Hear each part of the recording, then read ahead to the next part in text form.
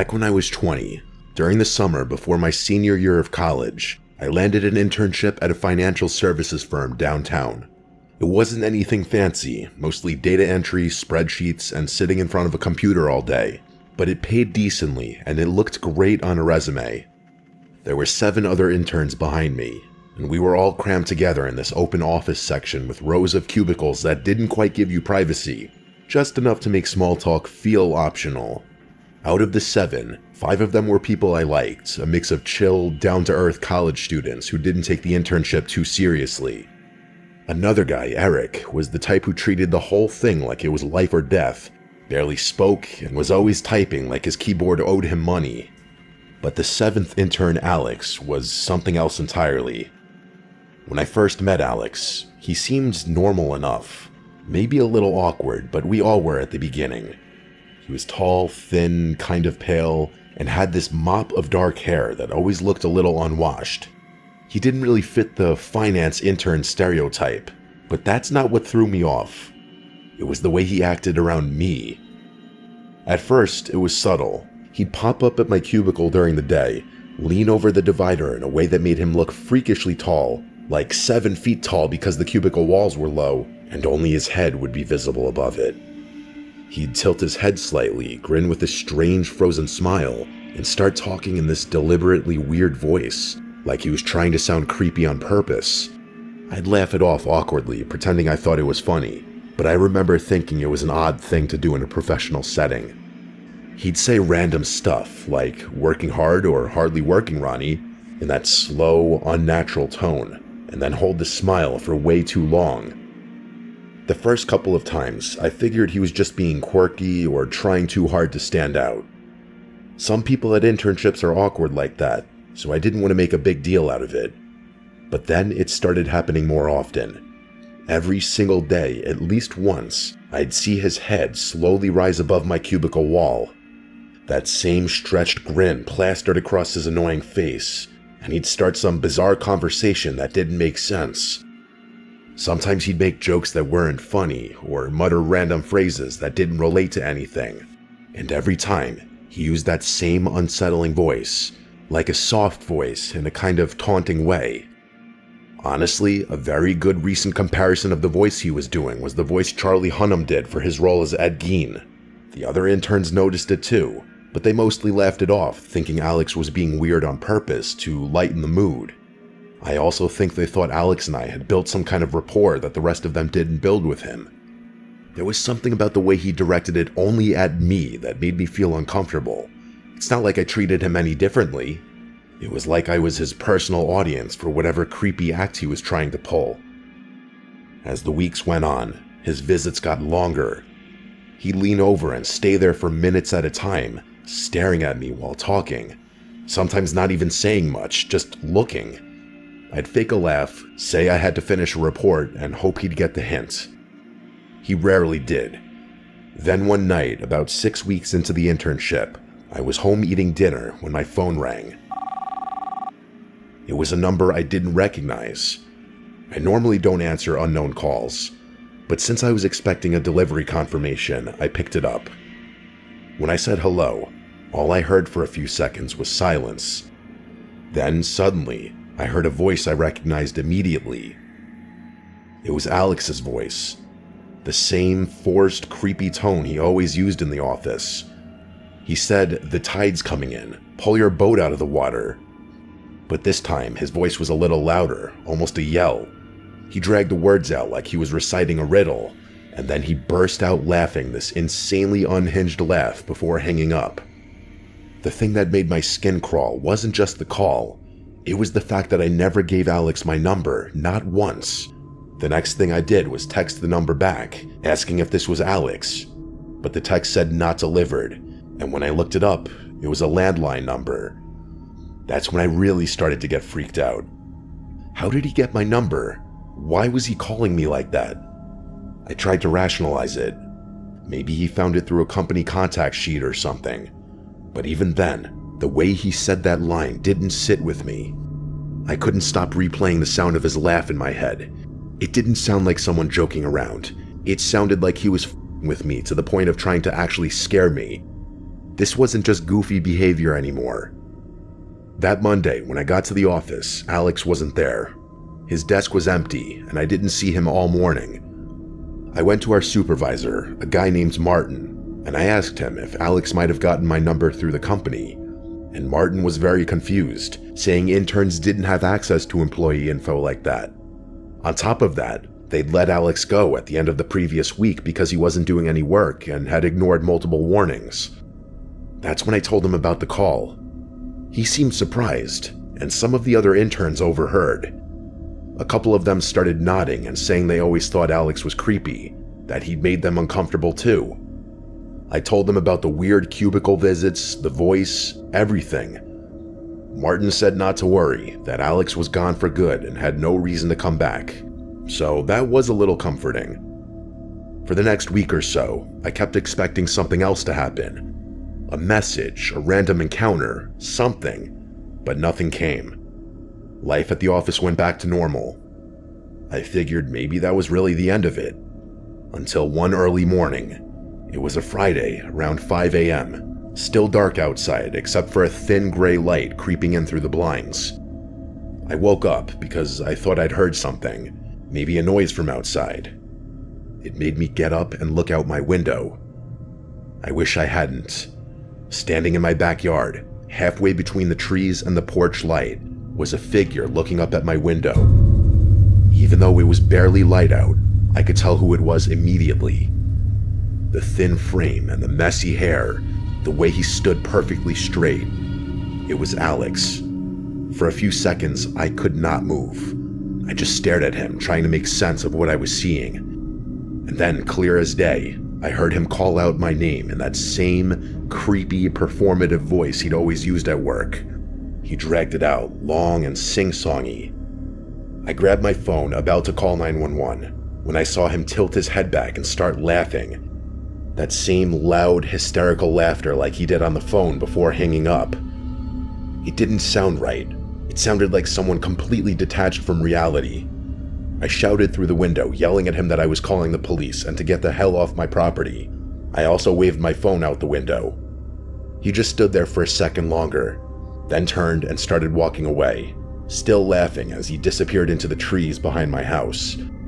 I called the police, and in short, the dispatcher asked me if he was still there. When I said no, she told me to call back if he came back or threatened to break in. I never saw him again after that. Not at work, not around town, nowhere. The police couldn't do much since he hadn't technically broken in or made a direct threat. It was one of those situations where you just have to live with the unease, hoping it's over. The rest of the summer passed without incident. I finished the internship, and on the last day, my boss pulled me aside to offer me a permanent position for after graduation. At the time, I accepted, though a small part of me felt unsettled about ever going back to that office again. I never told them about what had happened that morning. I didn't see the point. Alex was gone, and no one even knew where he'd ended up. Over time, I convinced myself that he must have been dealing with some kind of mental illness or social disorder, something that made him act that way. It's the only way I can make sense of how he went from a quiet, awkward intern to standing in my backyard at 5 a.m, laughing like a lunatic. It's been a few years now, and I've moved on from it. I didn't end up with that company. I got a different job after graduation. I don't think about this too often anymore, but sometimes the thought of that image of him in my backyard still skeeves me out. I still wonder how he got my number, how he found my address, and what he wanted that morning. I guess it's not that hard to get people's info online these days.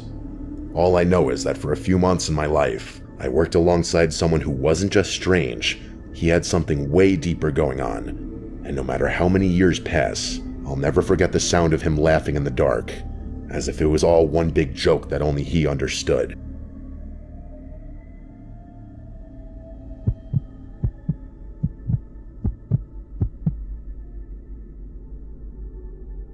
I was 17 when this all happened. It was my first real job, working at a local grocery store in our quiet Vermont town.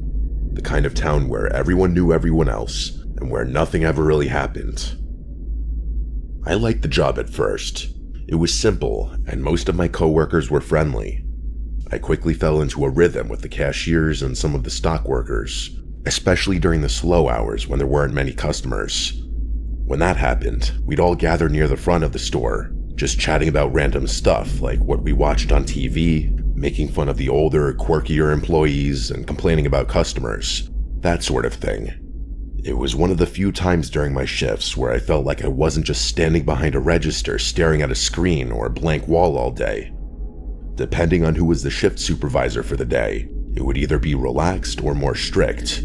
Like if a younger supervisor was working, it would be more chill. People would be on their phones and people would socialize by the front. There was one coworker who I didn't know well at first, a guy named Sean. He was 24, a little awkward, the kind of guy who always seemed like he didn't quite know how to read social cues.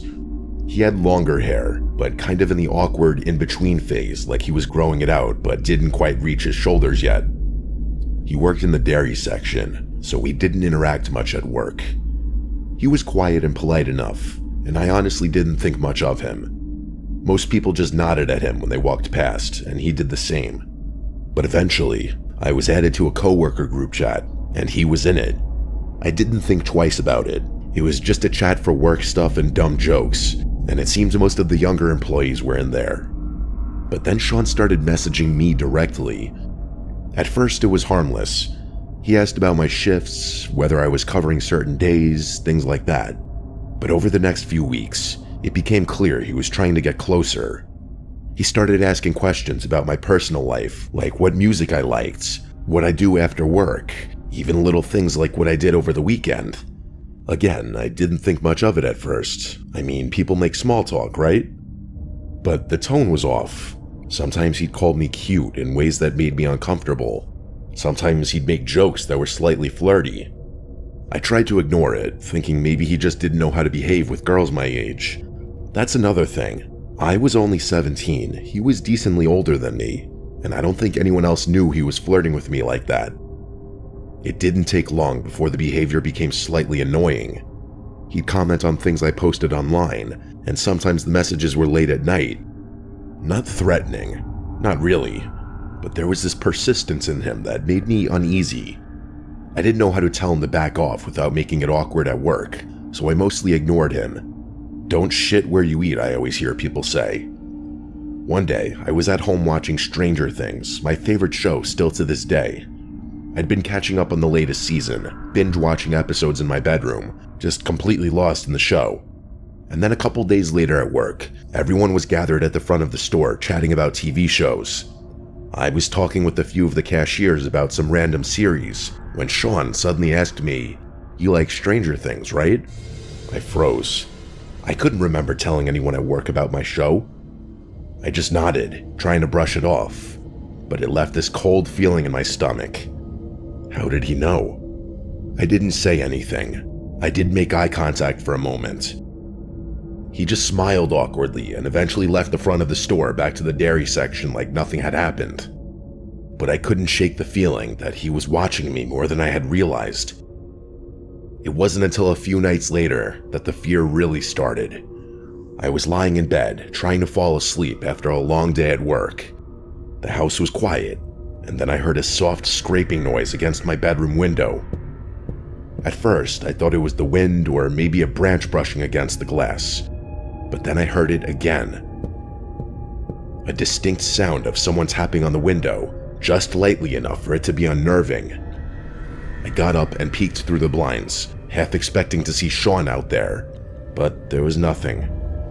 I tried to convince myself the sound was nothing to be alarmed about, but the thought of Sean's question at work, about Stranger Things, a show I hadn't told anyone about, it kept running through my head. A couple of days later, he texted me again. This time I didn't ignore it. I told him clearly and firmly that I wasn't interested. That was when things escalated. Almost immediately, he replied, "Okay, good luck changing your address." I couldn't believe it. In one insane text that he clearly sent before thinking of the repercussions, he proved my suspicions right. I saved the messages and took screenshots. I went straight to my manager and explained everything. My manager was shocked. He told me not to worry, that they'd handle it. I also went with my dad to the local police department to file a report, showing them the messages and explaining the incident with the window, explaining that I suspected Sean might be stalking me. The next day at work, Sean was called in by our boss. He didn't come back. It turned out he was fired on the spot, and the police started the paperwork for a restraining order.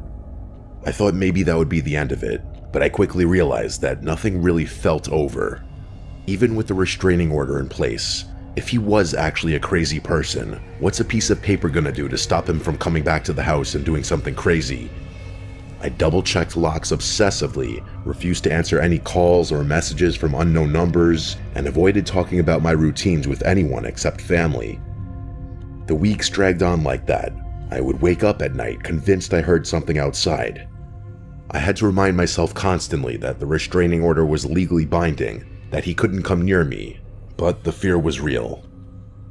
Eventually, as the weeks turned into months, the paranoia started to fade. There were no incidents, no attempts to contact me, no sudden appearances. The restraining order seemed to hold, and life slowly returned to normal. I got more comfortable going out alone, stopped checking my window obsessively before bed, and eventually, I stopped thinking about Sean altogether. It took a long time, though, for me to feel fully safe again. Even after moving on, the experience left a mark. I was hyper-aware of my surroundings, cautious about new people I met, especially in situations where I felt isolated. I learned to trust my instincts and take any uncomfortable behavior seriously, no matter how small it seemed at first.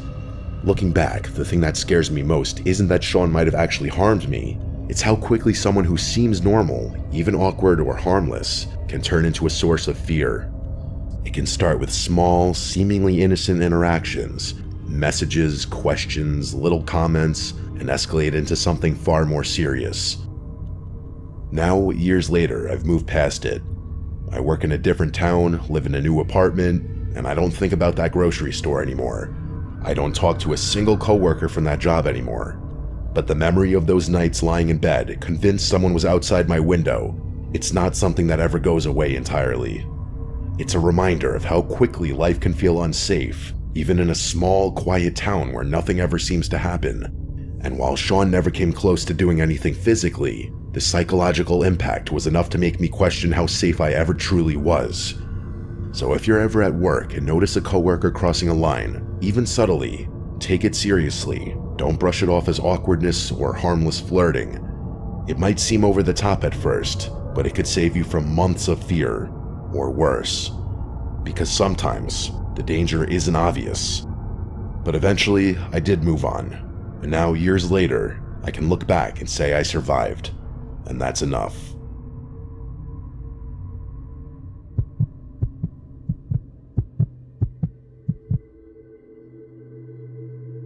When I was 26, I started working at a small insurance office in a quiet part of Pennsylvania.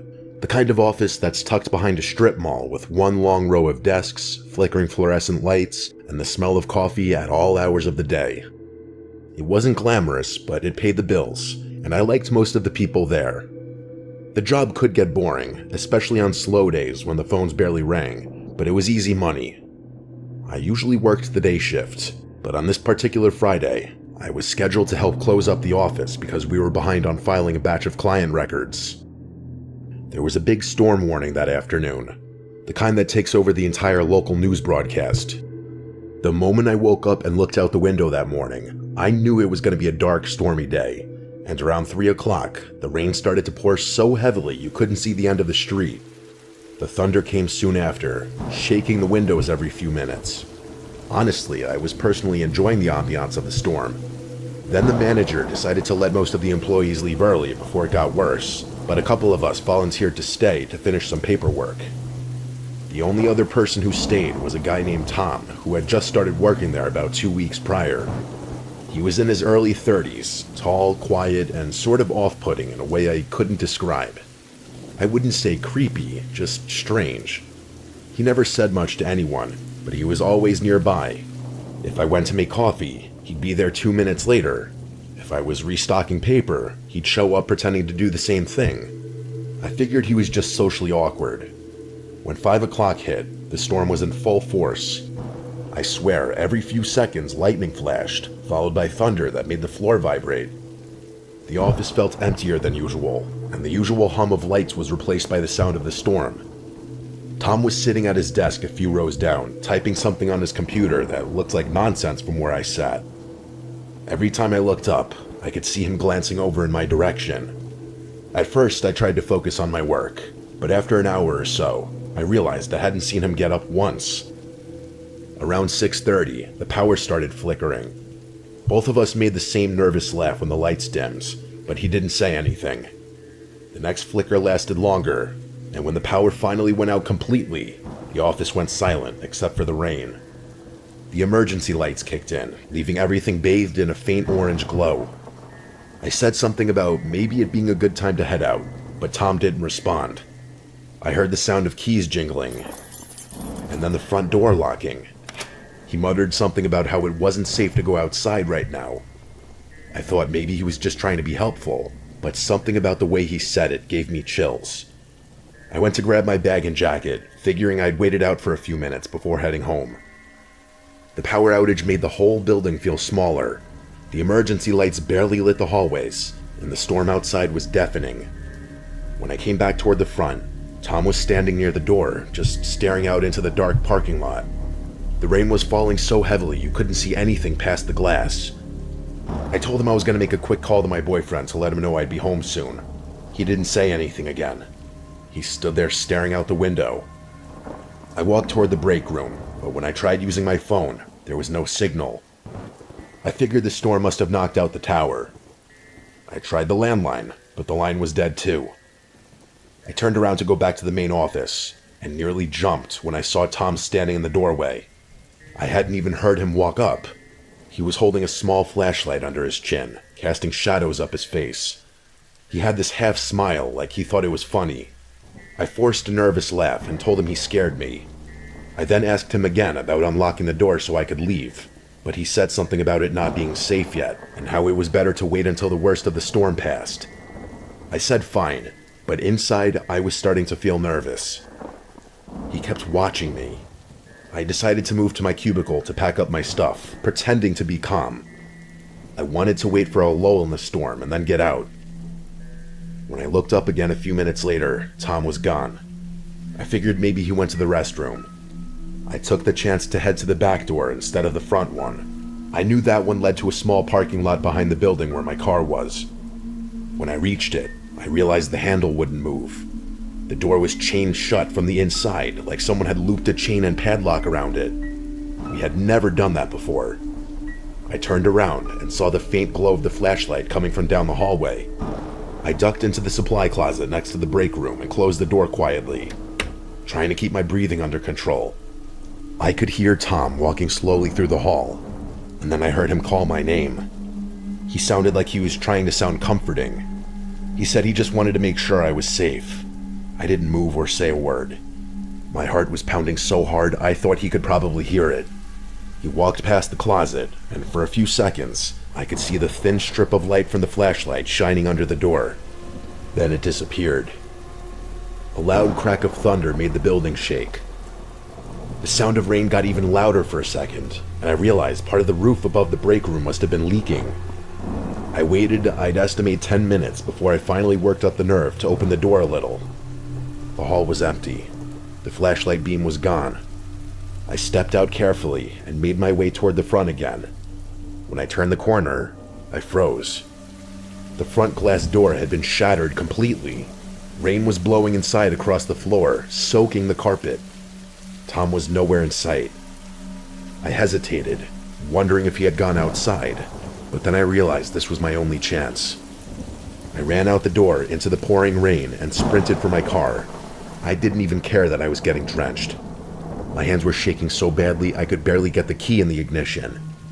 I sped out of the parking lot without looking back once.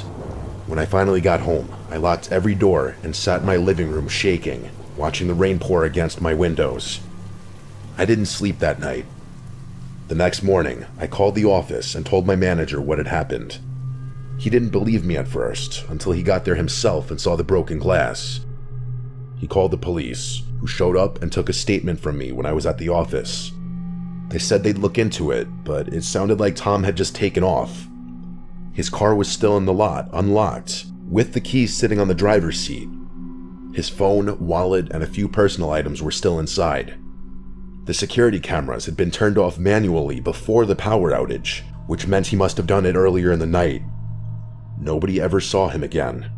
A few of my coworkers said maybe he had some kind of breakdown, but I couldn't stop wondering if he'd been planning something worse. I quit the job a month later. Even though nothing ever happened after that, I couldn't work in a small, enclosed place like that where I had experienced such a traumatic incident. It just wasn't healthy.